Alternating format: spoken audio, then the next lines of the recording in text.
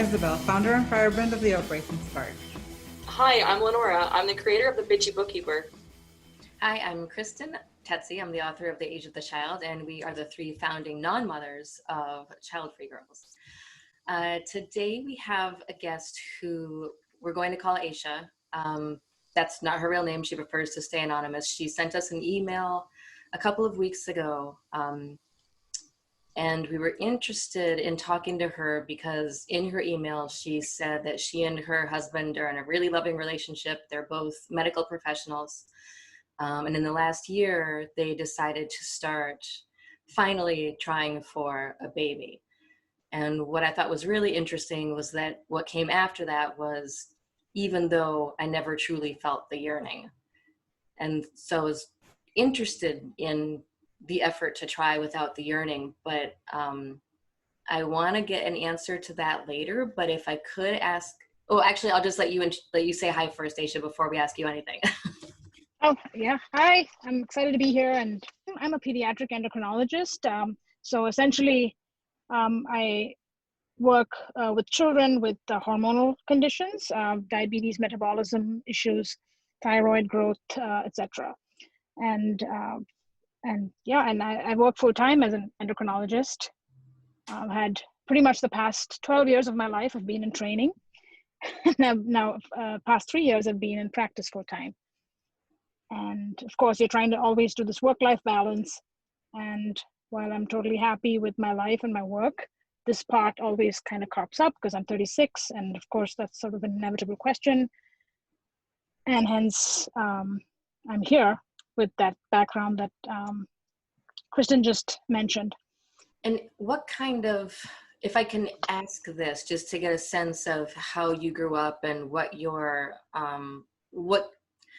I guess at the risk of not putting it, like what kind of conditioning you received toward parenthood. Like when I was a kid, I was raised by my dad, and he didn't say much about parenthood, but I did play with dolls in a somewhat unconventional way.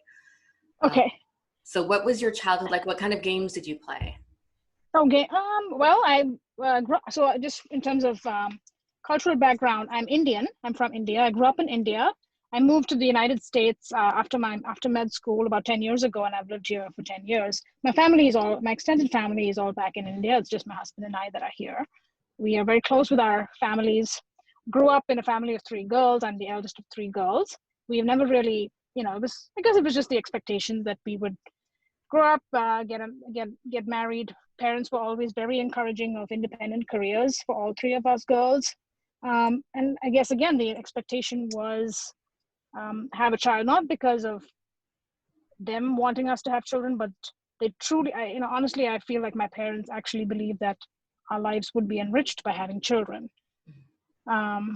which is what also created a lot of difficulty for me because my parents have never been one to push. And this is the one thing that my mother, bless her heart, she's never asked for anything. And this is, she asks me to try for a child because she feels that it will truly enrich my life even more. But she comes from a different place than I'm in at 36. So yeah, that's kind of where I am right now. But in terms of games that I played, I'm not sure, I guess dolls as a kid, and I'm not sure I'm answering that right in terms of there's no wrong answer. I just wondered if there was any childhood, like if as a child if you always kind of assumed that you would be a parent also. At some point, yeah. Not much thought to the parent part, but yeah. I never yearned for, you have your friends around you that want to be a mom from the age of 16, and that was never exciting for me. For me, it was always medicine and, pediatrics and fellowship in endocrinology, and I always wanted to do that. I achieved whatever I set out to do, but then this one aspect, as I'm sure you've covered this in your previous podcasts, but nothing matters unless you have a kid. What is your personal feeling towards that sentiment, though? Like you sound very strong in how you felt, pursuing your career and building a life for yourself. Yeah. And do you still feel that way? Aside from any pressure you're receiving, do you still feel? So to be honest, once we started pursuing, and I think one of your recent guests, I think it might have been on Isabel's podcast, was talking about how she started this journey of infertility, and then realized that really she wasn't that, it wasn't, she wasn't heartbroken by the fact that there was a possibility that children would not happen. So I feel like over the past year, going through this process of surgery and evaluations, I'm more sure that I will be just fine without a kid. I have a lot in my life, and I will be just fine, I think. But I decided to be brutally honest with myself and ask myself, why do I've got all this going. What is it that I want from having a kid? And if I'm honest, I think it's just that I don't want to be pitied. I just do not want, I get this sense, this look of pity when people realize I don't have children. I'm working with parents all day long. I see them with their kids with chronic illness that I know have ruined a lot of their lives.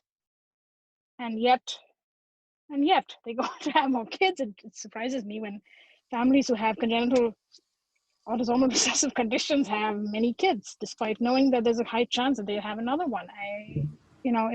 It's toxic, to be quite honest. And if I said this as a doctor to anybody, I think I don't know what would happen. I certainly wouldn't be taken well.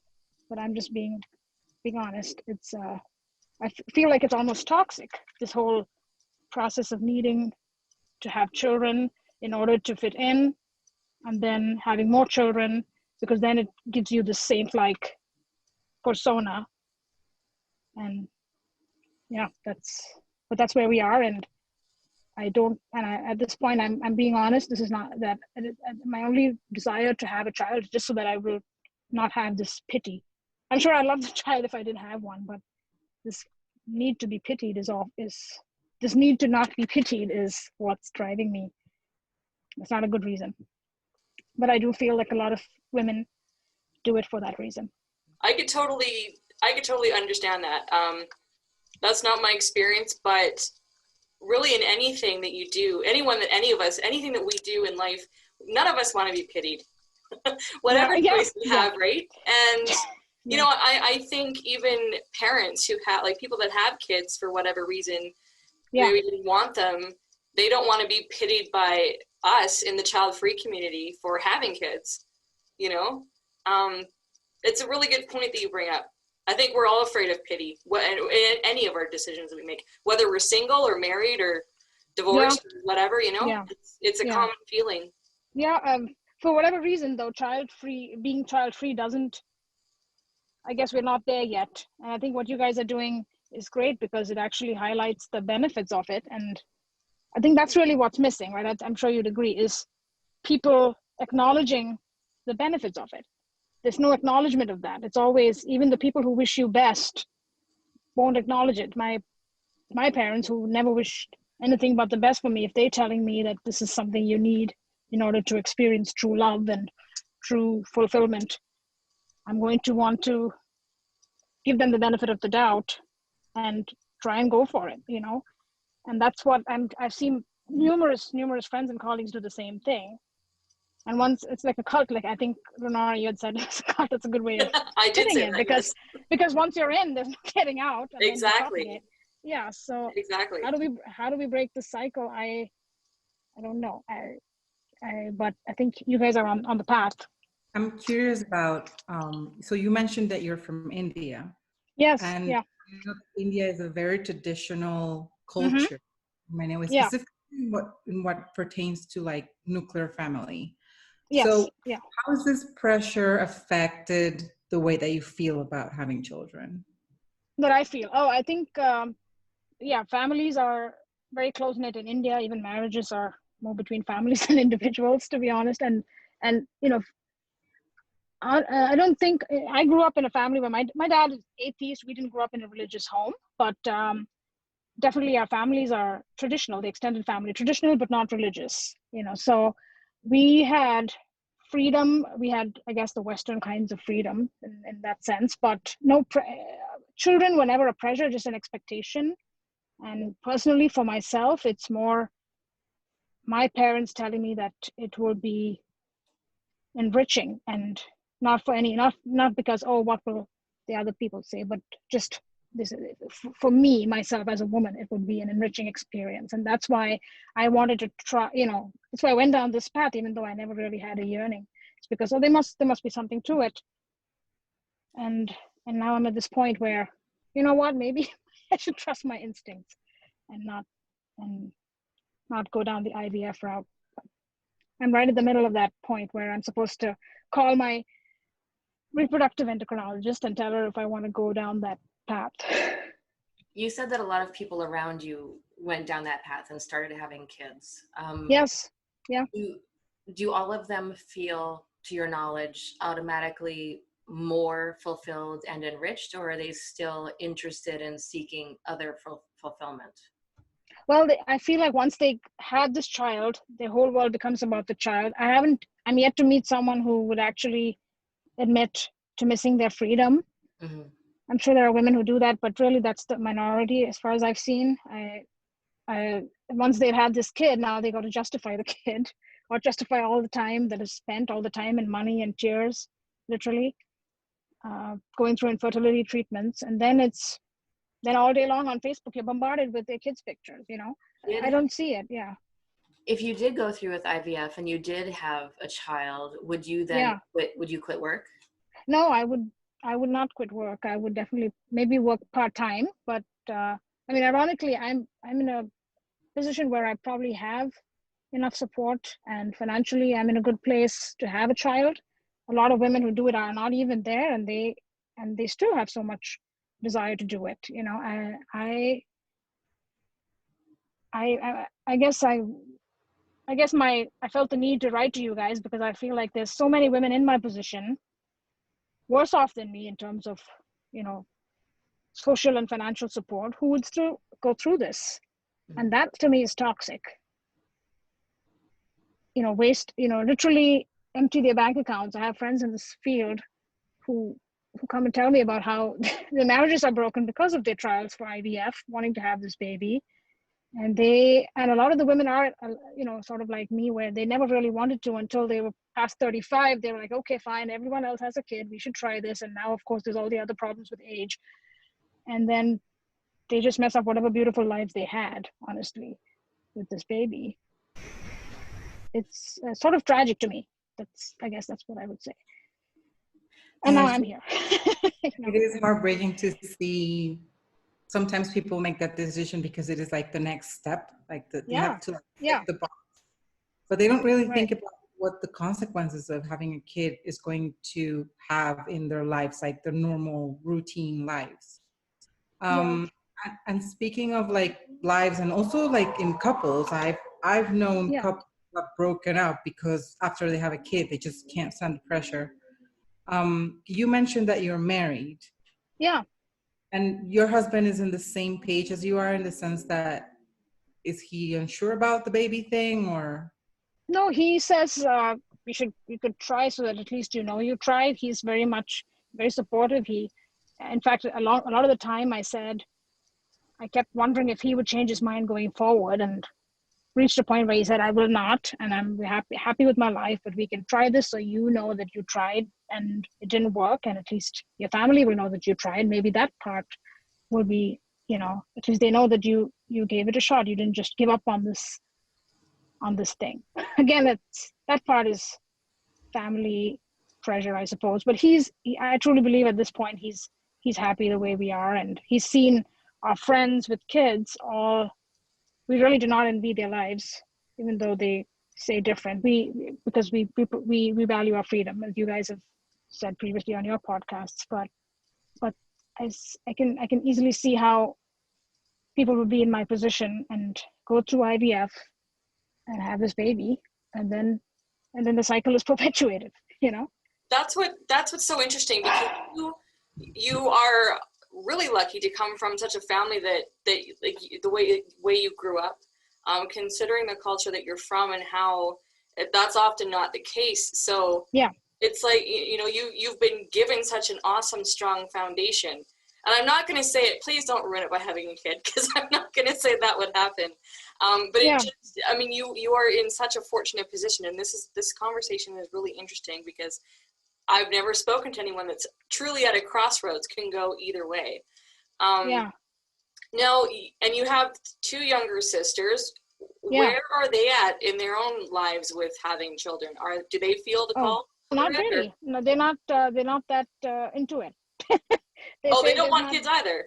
They haven't made a decision one way or the other, but that's not their priority. You know, it's just not. And so they're just having a good time, and they don't feel the need for it, and kind of exactly where I am. Wow. But, and I see more and more friends of mine, colleagues of mine in my field, people my age, all in the same boat. And I'm thinking, oh my goodness, in this small, I can only imagine how many women across the world are doing this for just because everyone else convinces them that they don't know true love until they've had this baby, and then they'll know what life's about, you know. But then nobody gets to experience true freedom, if you think about it, because your parents have had children. I'm assuming they wanted children. I'm assuming that's something they wanted. Yeah. Okay. Yeah. And they've given you guys such a great opportunity to explore life in a different way that, then it's like, then we decided to have kids, and then, that cycle keeps repeating, and nobody gets to explore the alternative. Right, exactly. So, you know? And for me, that's what's always called me, is what else is out there? Right. Yeah. It's you have endless a lot journey. of restriction. You know, Right. Our lives aren't complete at 36. We're all finding talents and abilities and opportunities decades beyond our current ages. Absolutely. Yeah. So, yeah. And children, I mean, honestly, the philosophy of antenatalism actually makes sense to me. Although that is not something I could never say as a pediatrician. But, if you think about it, I mean, what is all, I guess the child-free state is acknowledging that you don't need to have a kid to be fulfilled and happy. And antenatalism is kind of just pushing that extreme, right? I don't know what each of your individual views are on antenatalism. One doesn't, I guess, preclude the other. No. Right? But to me, for a person like me, for whom antenatalism actually makes sense, I'm still here. I'm here. I'm thinking of IVF, Mm-hmm. So I can only imagine the billions of women around the world who are doing it for much less. But I'd like to ask you about the pity fear, if I can. If someone were to say, if you were to tell someone, I'm married, you just say I'm married, and they look at you and like, oh, I'm so sorry. Would that bother you? Oh, no. I mean, if they thought that marriage was pitiable. Yeah. Oh, that wouldn't. Again, no. Okay. So yeah. I guess I'm wondering why it bothers you so much if they pity you for not having kids. Like why that's such a strong motivator when it comes to you're even considering having kids when you don't necessarily want them. Like actively, passionately want them. Yeah, I think it's probably for the same reason that people with chronic illness don't like to be pitied. But if you don't want a child, not having one is nothing remotely close to a chronic illness. What I mean is, like if you are content as you are in your marriage, and if someone pitied you because you're married, that wouldn't bother you because that would seem absurd. You're perfectly happy. Yeah. So I guess what I'm wondering is why it bothers you to that extent if people pity you for not having a child that you don't passionately want yourself. Well, I guess the question of pity with marriage has never come up. It's more of a, okay, yes or no, are you married, not married? The pity bit comes up when the question of kids comes up.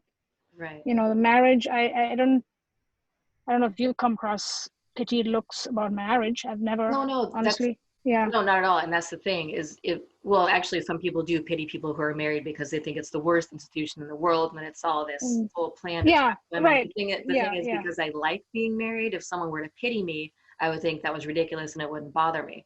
And if someone were to express pity because I don't have a child, that also doesn't bother me because I don't want a child. So I'm just wondering why it bothers me so much. Oh, I guess because maybe there's a part of me that's still wondering do my parents really have a point? I guess a lot of it is my parents have a lot of influence I guess because they've always only been supportive, and I have no reason to think that they would tell me something that wasn't in my best interest. So I guess there's a small part of me that's always wondering, okay, maybe this is something that's really going to make a difference, I suppose, but I'm less and less on those lines now, but that was kind of what it was until now. I see. Yeah. And it does sound like your parent, I'm making an assumption here, that they have found fulfillment in raising children.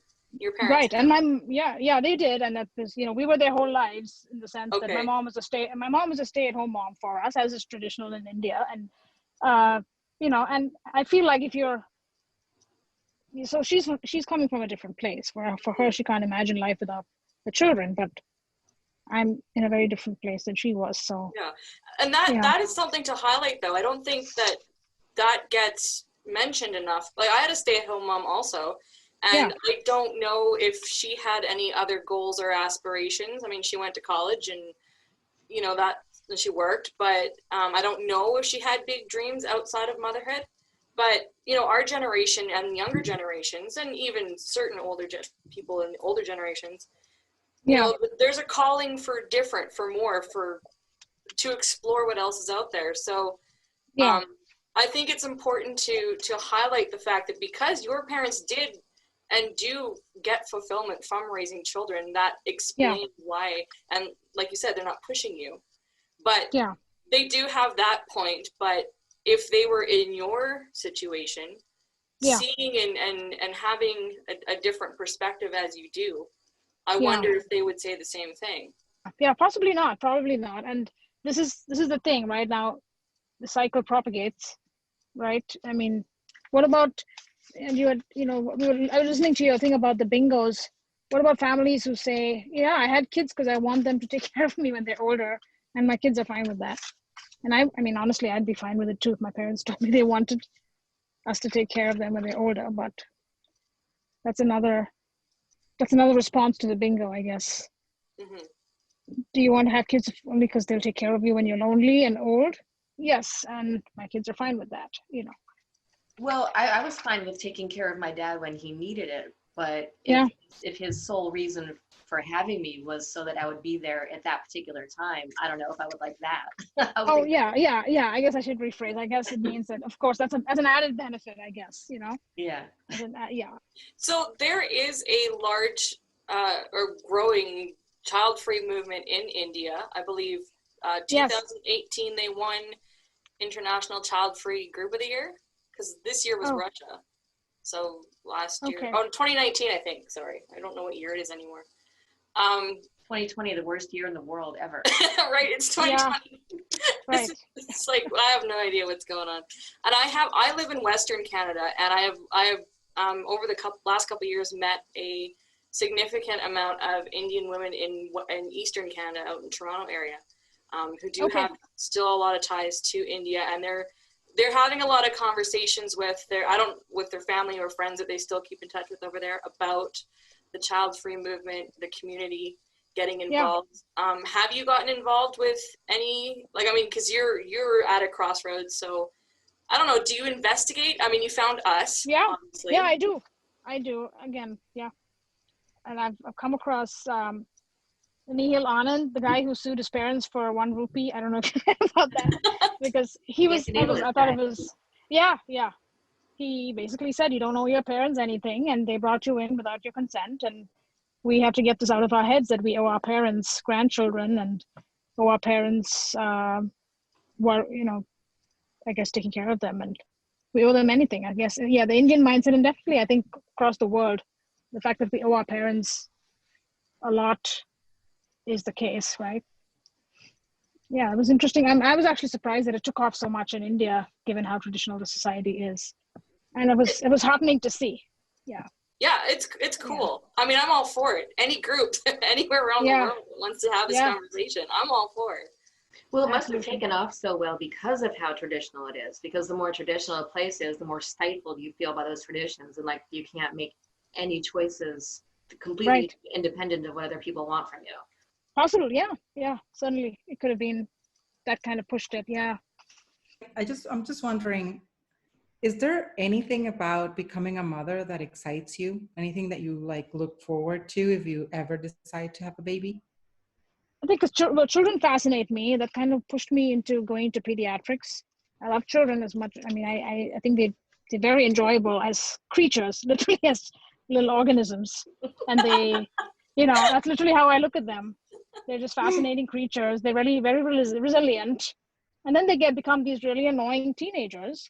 Every time I see teenage patients, I'm thinking I dodged a bullet here, but, and then of course you get hit by the wave of, every morning you wake up to a wave of, look at my kids and how wonderful my life is.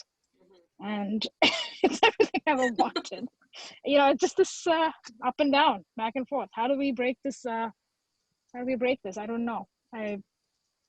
I think if my parents had just said, forget about kids, it's a non-issue, this decision would have been so much easier for me. I wouldn't be thinking about putting thousands of dollars down the drain, literally. It's not even just thousands of dollars down the drain. It's kind of trusting that they are right, that they know what will make you happy better than you do, and that you are willing to risk the complete direction of the rest of your life. Because they're maybe not trusting that you're perfectly happy the way you are. Right. Yeah. I've told myself this, and it's such a strong conditioning, I guess, but I think I'm slowly getting out of it. What do you guys envision going forward in terms of expanding what can we do to make this more? What would you, even if I, honestly, even if I ended up going through IVF and having a kid, I don't think it would change my views on the choice. You would be child-free in spirit, like Kristen has always alluded to, that being child-free is a mindset. Well, no, it's like our vision, for the show, or just for what we do with the child-free community. Is that what you're wondering? Yeah, I guess with the show, I know you guys are collaborating. You each have your individual sort of platforms. How do we make this the norm, right? It's only how do we break the cycle? I don't. It's a cycle, right? It's a vicious cycle. It is, and it's by talking about it. And this is why like I stopped participating in private Facebook groups, and everything I do is completely public. Everything. And I'm not interested in doing secret little groups and communities. And there's a place for it. I'm not knocking that. It's just I'm at that point where the reason why I spoke out publicly is because I didn't see anything. And not everyone has like hours and hours to search for something secret. Like I want whether you have a child or whether I get emails from parents, and we talk about it. We talk about both sides, not arguing. We just state where we're at. And it's just those conversations. And like you said, you had told a couple of your friends about the show. It's putting things out there. It's just having that dialogue. That's how I see it, breaking the cycle. And even on my personal Facebook page, none of my family and friends really pay attention to what I do, but I share that I do this show, and I share the behind the scenes of what I do, just so people are aware, and I say why I do it.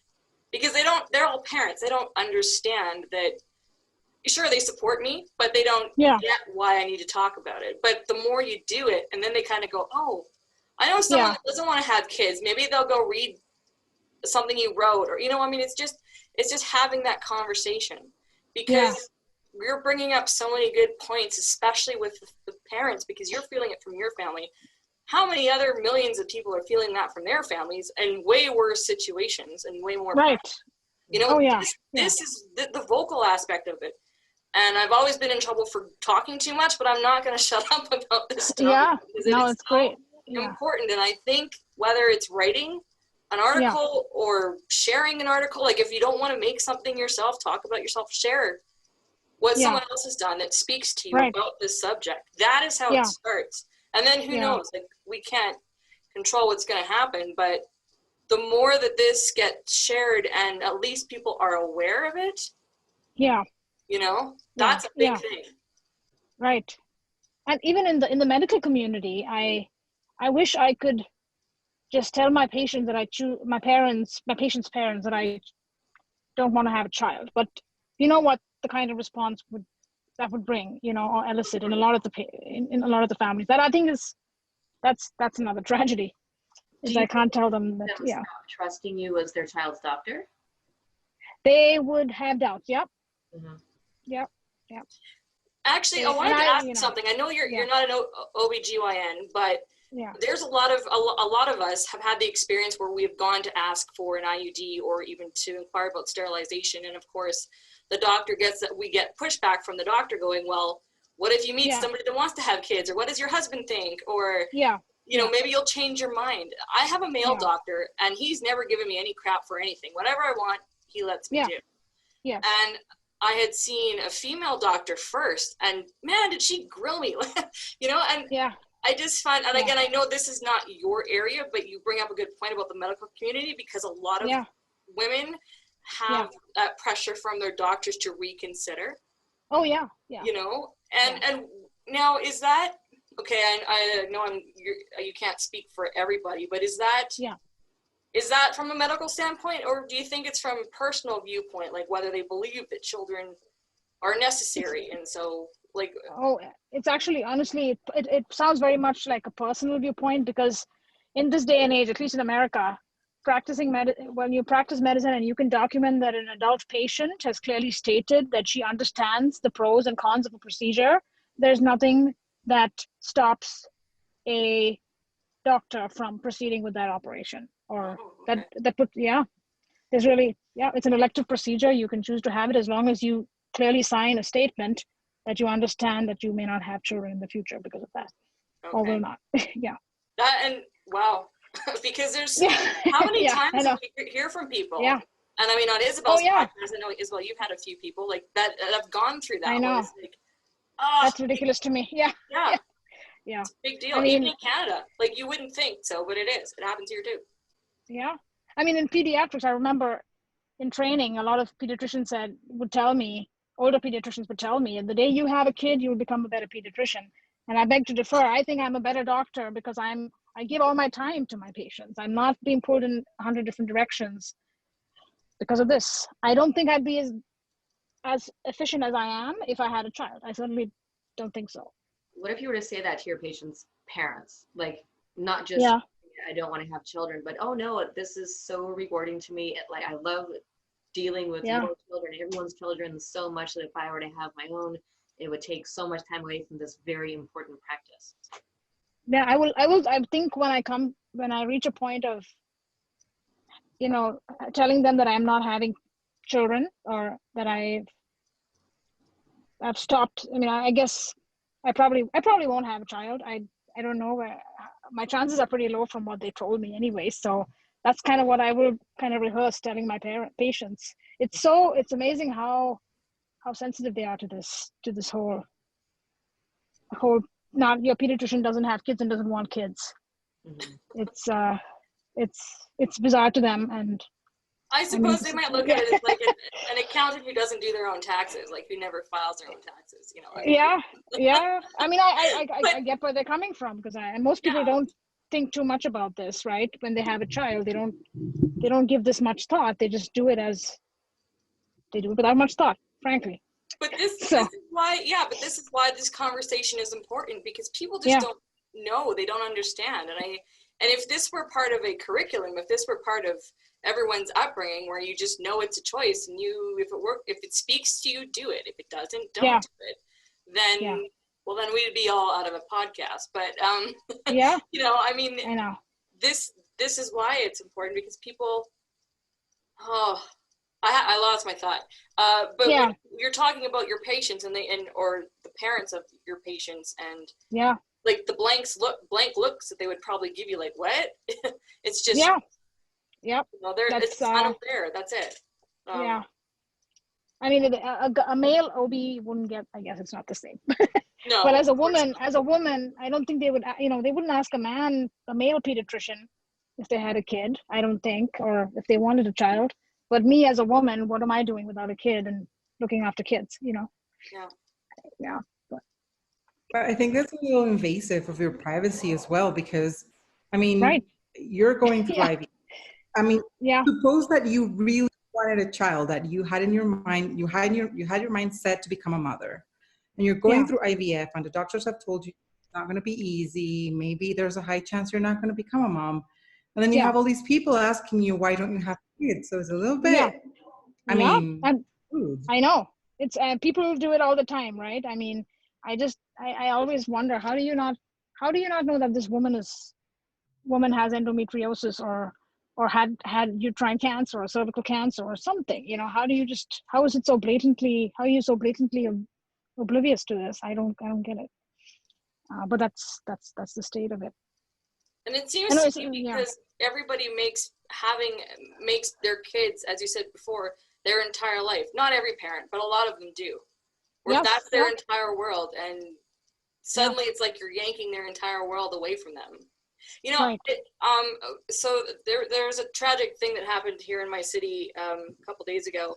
A teen boy drowned in a lake, and the mother was on the phone speaking to the news reporters, and she was completely shattered. And the word she used, and I hear this with a lot of cases like this, like on the news, the parent says that was their entire world, like their entire world, and they don't know how they're going to live beyond that. I know we're getting off topic a little bit, but there's something about that yes, it's a tragic event, and I would never wish that on anybody, and I've known people that have gone through that. But those words, your entire world, that has always baffled me. So I guess I wanted to ask you, because you're making a decision.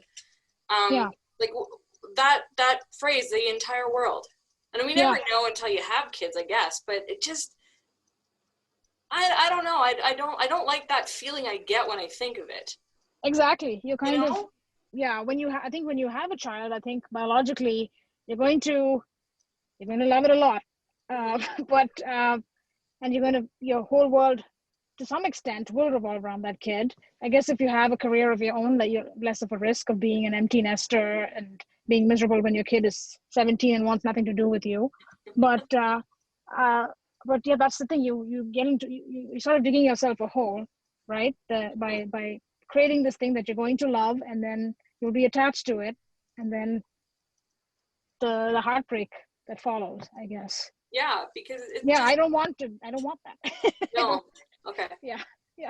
And that's I think also I see how much I worry for my parents as they grow older, and I don't want to have a child and have them go through that for me as they grow older. I wouldn't expect them, but I'm just saying that I feel that if you're close to your parents or close to your offspring, you're going to invariably take on some pain from their loss. So for sure. But you still have an identity. You're still a person. You still have there's life flowing through you, and you should explore that outside of family. I mean, that's my child-free viewpoint, but I believe in family, I wonder if more parents would be on, kind of forthcoming, that would be probably the next biggest step. But no, I'm sure you said you have parents writing to you, but they don't want to come out, so to speak, right?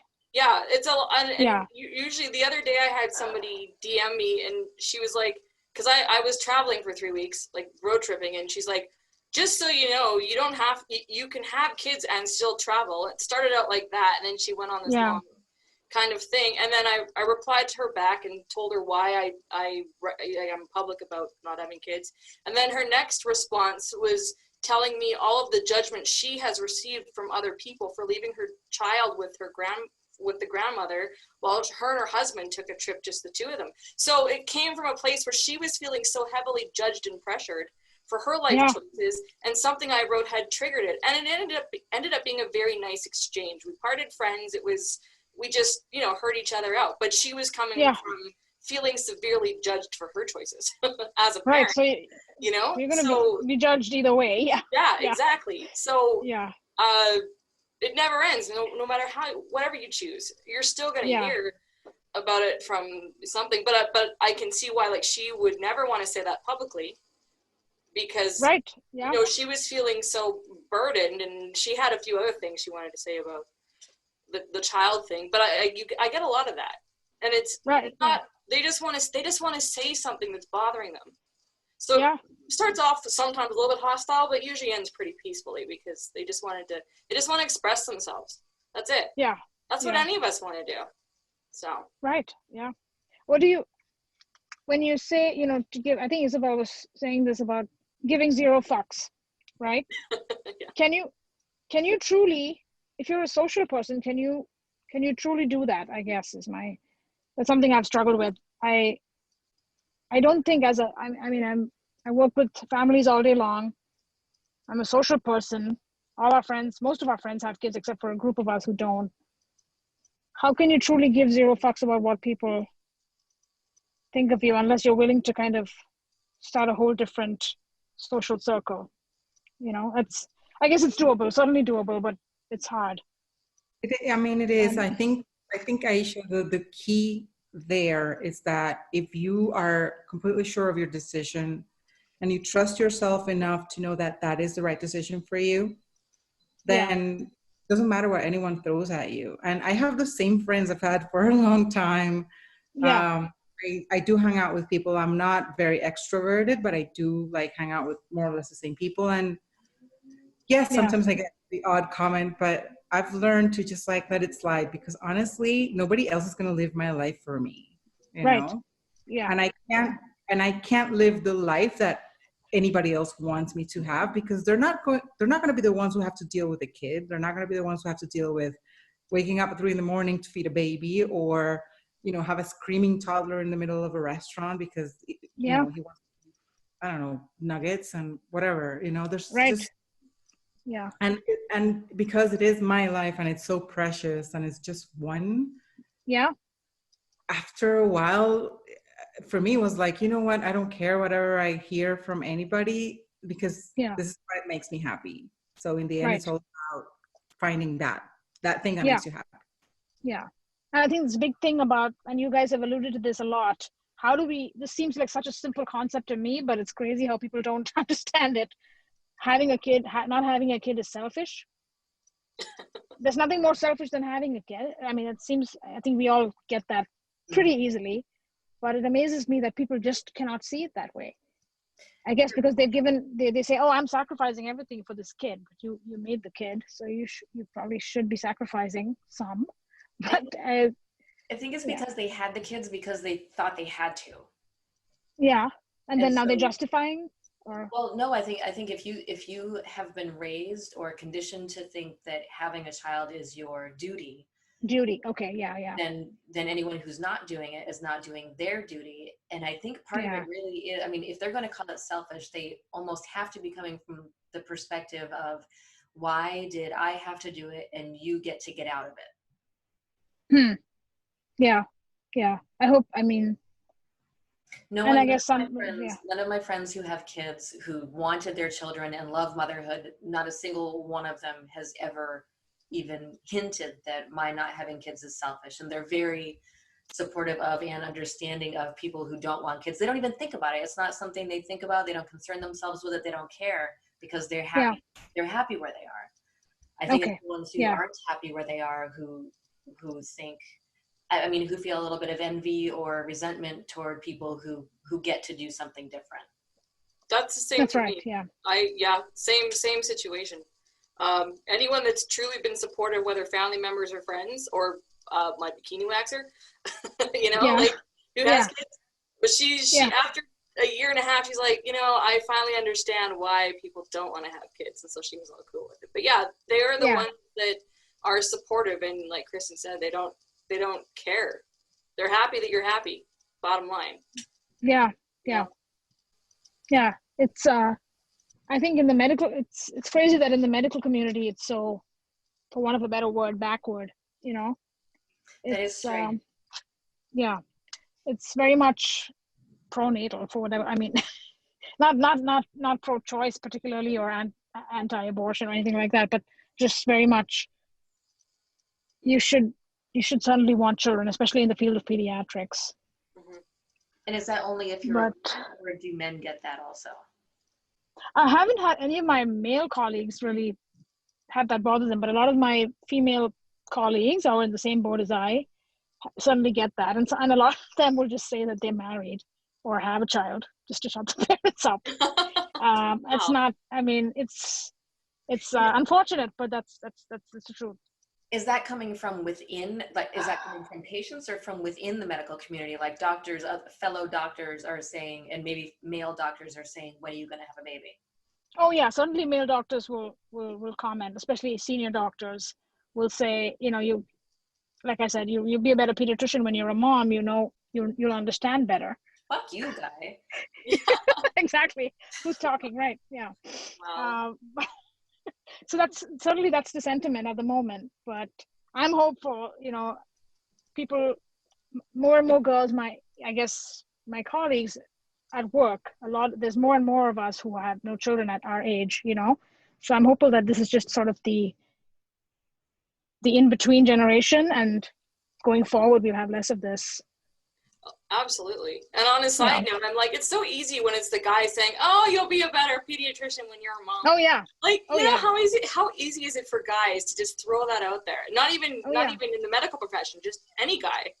Yeah. They just throw it out there like it's nothing, because to them it is nothing. They don't have to deal with 90% of the stuff.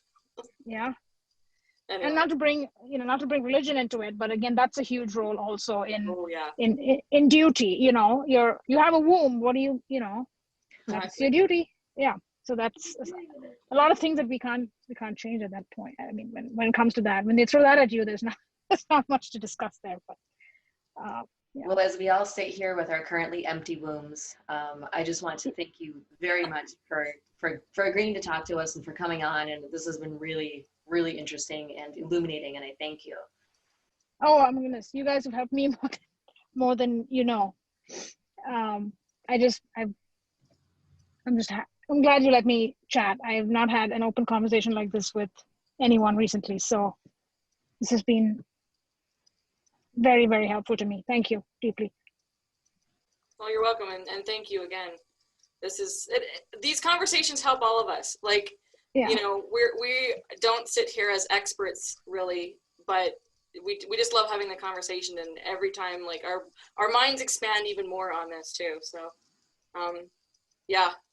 thank you for keeping this conversation going, and for sharing what you have had, and you know, whatever decision you make, like, it's good that you will still carry on the child-free spirit, regardless of whatever. Yeah, no, I certainly will. Because you understand, you know, and I think that's also important too, that people that do have kids also share that with their children, that, you know what? Yes, yeah. That is equally helpful, in my opinion. Maybe absolutely. And raise it to be an antinatalist. Yeah, I know. I'll probably say, you can sue me for 1 rupee because I didn't ask you your permission. Yeah. But well, anyway, it's been an honor and truly a pleasure talking to you guys. Thank you for doing what you do, really. Thank you. Thank you, Aysha, for coming on. It was a pleasure having you.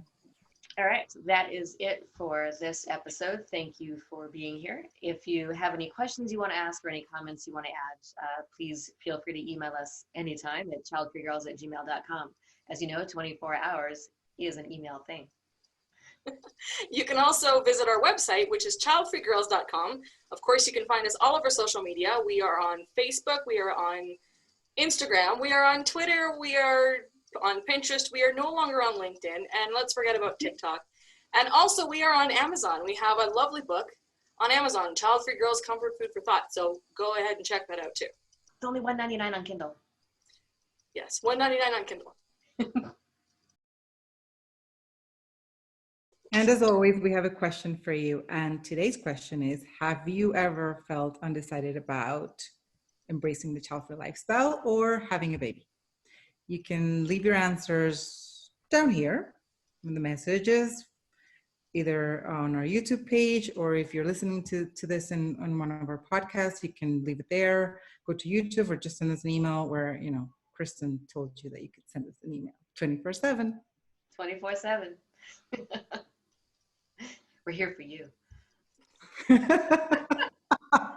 that sounds like a little kidnappy here, so I didn't mean to sound creepy. Coming for you.